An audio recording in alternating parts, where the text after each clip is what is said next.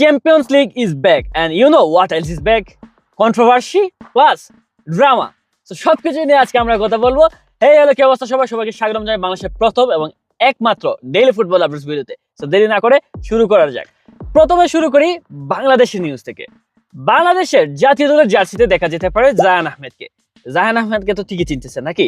গত অনূর্ধ্ব 23 দলের যে ক্যাম্পেইন ছিল আমাদের ভিয়েতনামে, সেখানে আমরা কিছু পাই আর না পাই, একটা প্লেয়ার পাইছি জায়ান আহমেদ। 3টা ম্যাচের মধ্যে টপ পারফর্মার আপনি যদি বলেন, পার্সোনালি আমাকে যদি জিজ্ঞেস করেন, জায়ান আহমেদ ছিল। তো জায়ান আহমেদ নাকি বাংলাদেশ জাতীয় দলের কোচের রাডারে এসেছে, অ্যান্ড খুব শীঘ্রই বাংলাদেশ জাতীয় দলের জার্সিতে তাকে দেখা যেতে পারে। বেশি দূরে না, যদি সবকিছু ঠিকঠাক থাকে তাহলে আগামী অক্টোবর মানে সামনের মাসেই জাতীয় দলের যে হংকং এর বিপক্ষে যে ম্যাচটা আছে সেই ম্যাচে আপনি দেখতে পারেন জায়ান আহমেদকে। Nothing confirm yet, but there is a rumour. So Bangladeshi fans, আপনাদের জন্য এটা অবশ্যই একটি সুখবর। Going on to club football, champions league is back, and champions league ফিরে আসবে, সাথে করে নিয়ে আসবে না ড্রামা এবং কন্ট্রোভার্সি। এটা তো ভাই কোনোদিনই সম্ভব না, তাই না? What? Bro, what are you talking about, man?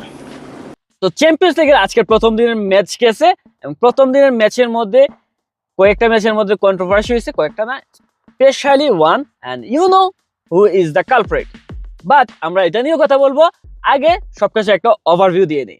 প্রথমে আমি টু বি অনেস্ট জাস্ট 2টা ম্যাচ দেখছি। একটা হচ্ছে আর্সেনাল ভার্সেস বিলবাওর ম্যাচটা, অ্যান্ড আরেকটা রিয়াল মাদ্রিদ ভার্সেস মার্সের যে ম্যাচটা।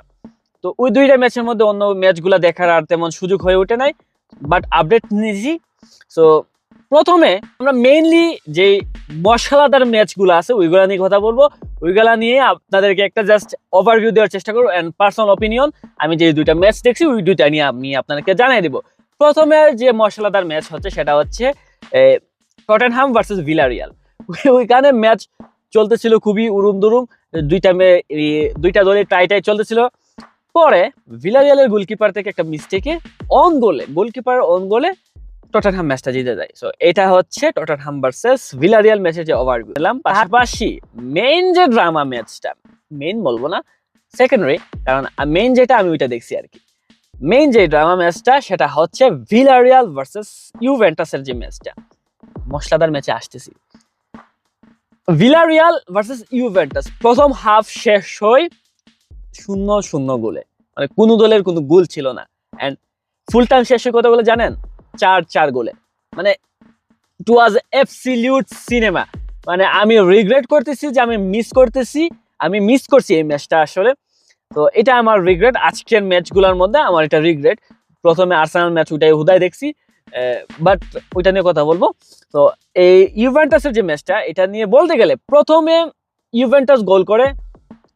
প্রথমে ডর্টমুন্ড গোল করে 52 মিনিটে।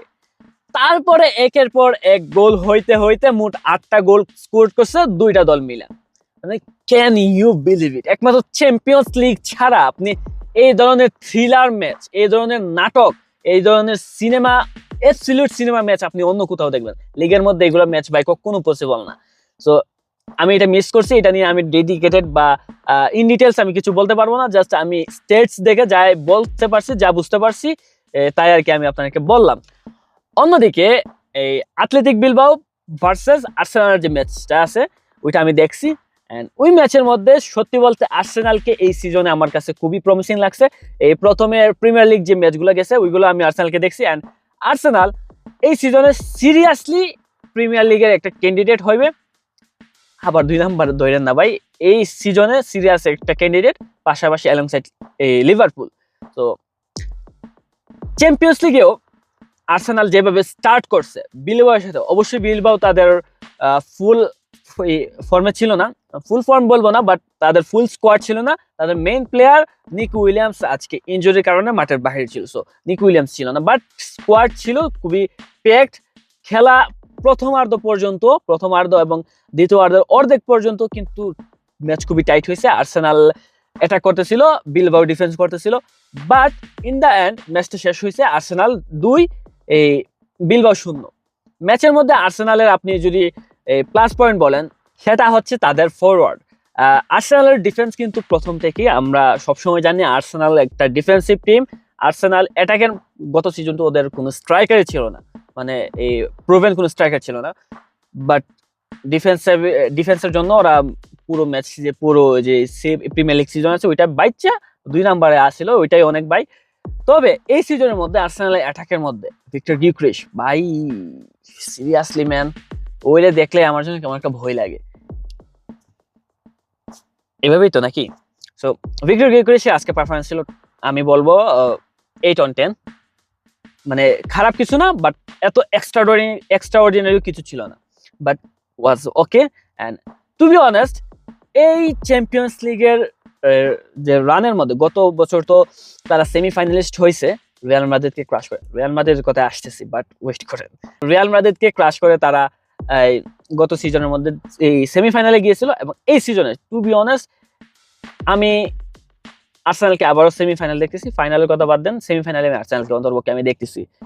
অ্যান্ড আজকের সবচেয়ে মজাদার বলবো না, সবচেয়ে আপনি বলতে পারেন জিনিসটা একটা ডিসগ্রেস, রিয়াল মাদ্রিদ ভার্সেস মার্সের ম্যাচটার কথা বলতেছি আর কি।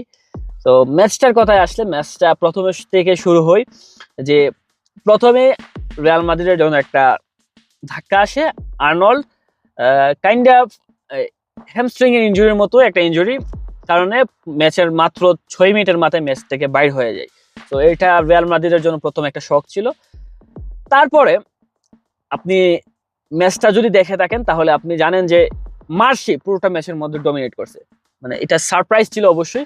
মার্সে যে এই পুরো ম্যাচ রিয়াল মাদ্রিদের সাথে ডমিনেট করবে পজিশনের দিক দিয়ে বলেন, বাট অ্যাটাকের মধ্যে রিয়াল মাদ্রিদ যে বলগুলো পাইতেছিল এফেক্টিভলি তারা এই মার্সের ডি বক্সের মধ্যে নিয়ে যাইতেছিল, বাট তাদের ফিনিশিং এর মধ্যে প্রবলেম ছিল। একমাত্র ফিনিশিং এ এমবাপ্পেকে একটু এফেক্টিভ লাগতেছিল, বাট কোনো গোল ছিল না। অবশ্য গোলগুলা নিয়ে বলবো, যে 2টা গোল হয়েছে গোলগুলা নিয়ে বলবো।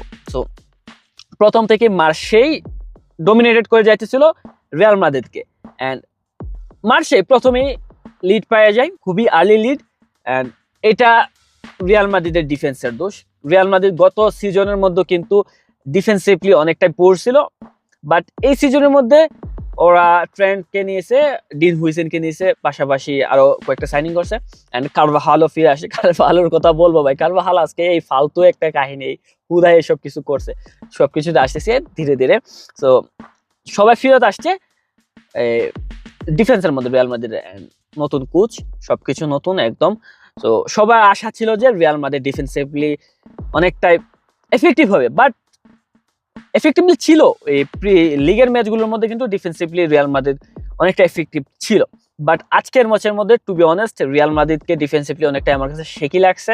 অ্যান্ড যদি মার্সের জায়গায় অন্য ভালো একটা টিম হইতো, লাইক আপনি ধরেন পিএসজি বা সিটি, বার্সেলোনা, অন্য যে কোনো দল হইতো, তাহলে আজকে যেভাবে রিয়াল মাদ্রিদ খেলছে মানে তাদেরকে খুলে রেখে দিত ভাই, খুলে রেখে দিত। সো মার্সের প্রথম গোলটা করছে, তারপরে এই রিয়াল মাদ্রিদ একটা গোল আসে, রিয়াল মাদ্রিদের প্রথম গোল যেটা আসে পেনাল্টি দেখে। রিয়াল মাদ্রিদের আজকে কিন্তু পেনাল্টি কাণ্ড হয়েছে, পেনাল্টি নিয়ে কন্ট্রোভার্সি হয়েছে। রিয়াল মাদ্রিদ চ্যাম্পিয়ন্স লিগের ম্যাচ খেলবে এবং কন্ট্রোভার্সি হবে না, এটা ভাই কোনোদিনই সম্ভব না। সো রিয়াল মাদ্রিদের ম্যাচের মধ্যে পেনাল্টি নিয়ে আজকেও কন্ট্রোভার্সি হয়েছে। প্রথমটা was I was okay with it, it was A total clear penalty for me. So প্রথমটা ফাইন, একদম 100 পেনাল্টি ছিল, ফাউল করছে ডি বক্সের ভিতরে, পেনাল্টি হয়েছে। বাট দ্বিতীয় যে পেনাল্টি গোলটা আসে ওইটা সিরিয়াসলি আমার মাথায় এখন পর্যন্ত ঢুকতেছে না যে ওইটা কিভাবে পেনাল্টি হয়। আপনি দেখেন, এক ডিফেন্ডার যদি বল ক্লিয়ার করতে যায় এবং সে যদি মাটিতে পড়তে থাকে, তখন আপনি একজন নর্মাল হিউম্যান হিসাবে, ও তো ভাই মানুষ নাকি, তো আপনি একজন নর্মাল হিউম্যান হিসাবে আপনার হাতের ন্যাচারাল পজিশন কি হবে? আপনি কি হাত কি এভাবে উপরে তুলে মাটিতে পড়বেন, নাকি হাত দিয়ে আপনি নিজেকে ব্যালেন্স করার চেষ্টা করবেন? সো এটা কি ন্যাচারাল পজিশন না হয়ে কি এটা মানে আনন্যাচারাল পজিশন কিভাবে হয়? মানে এটা পেনাল্টি হওয়ার কোনো মেক সেন্স আমার কাছে করে না। একমাত্র মেক সেন্স করতেছে it was Real Madrid, nothing else make sense seriously man. So এটা আমার কাছে আজকের এই চ্যাম্পিয়ন্স লিগের প্রথম ডেতে সত্যি বলতে অন্য কোনো ম্যাচের মধ্যে তেমন কোনো কন্ট্রোভার্সিয়াল ডিসিশন আসে না রেফারিদের কাছ থেকে। ছিল আজকের চ্যাম্পিয়ন্স লিগের প্রথম এবং এই 2026-25 সিজনের এই প্রথম controversial decision. And unsurprisingly It was for favor del Real Madrid. And Real মাদ্রিদের ম্যাচের মধ্যে আজকে সবচেয়ে একটা হাইলাইটের যে বিষয় হচ্ছে যে জিনিস আমি প্রথমে বলছি যে ফালতু ওই কার্ভাহালের যে রেড কার্ডটা। সো এই রেড কার্ডটা কোনোভাবে কি দরকার ভাই? ওই অপোনেন্ট গোলকিপার বলেন, অপোনেন্ট প্লেয়াররা সবাই আপনাকে উত্ত্যক্ত করতে চাইবে, কিন্তু আপনি নিজ থেকে গিয়ে মানে সরাসরি গোলকিপারের মুখের মধ্যে গিয়ে গুতো মারবেন ষাঁড়ের মতো। ভাই আপনি তো ষাঁড় না, আপনি তো ছাগল না, ষাঁড় না, ছাগল না, হাঁস না, রাজা হাঁস না, আপনি মানুষ। তো এইভাবে গুতা দেওয়ার মানে কি ভাই? এটা ছিল হুদায় একটা foul and it was obvious red card. প্রথমে হয়তো রেফারি দেখে নাই, বাট ভিএআর এটার মধ্যে যদি ইন্টারভিউ না করতো তাহলে এটা হয়তো ওই পেনাল্টি বাদ দিয়ে এটা হয়তো আজকের ম্যাচের মধ্যে সবচেয়ে বড় কন্ট্রোভার্সিয়াল সিদ্ধান্ত বা কাণ্ড হইতো আর কি।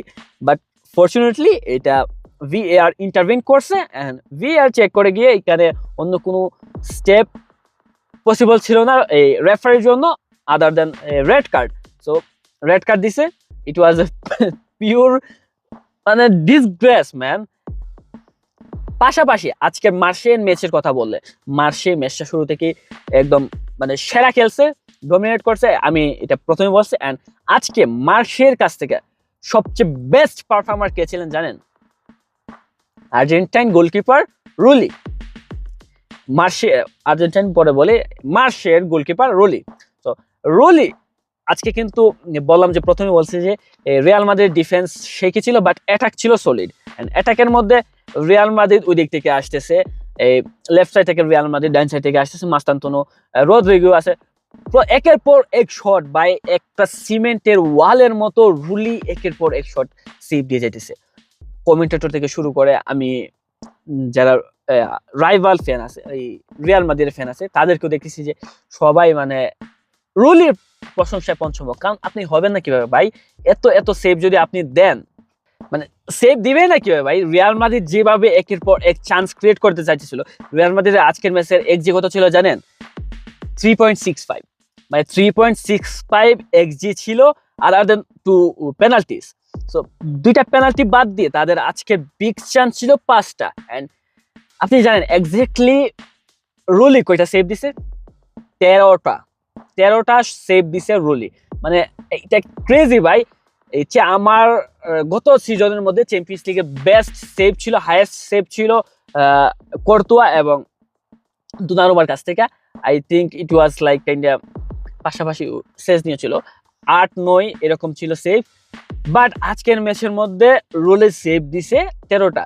এই রুলির পারফরমেন্স নিয়ে আজকের ম্যাচের মধ্যে আরো বেশি কথা হইতো যদি মার্শে শেষ পর্যন্ত ম্যাচটা ড্র করতে পারতো অথবা ম্যাচটা জিততো। বাট আনফরচুনেট টু দেম, তারা আজকের ম্যাচের মধ্যে বিশ্বাস করেন আমি বলবো টু বি অনেস্ট তারা রবড হয়েছে আজকের ম্যাচের মধ্যে।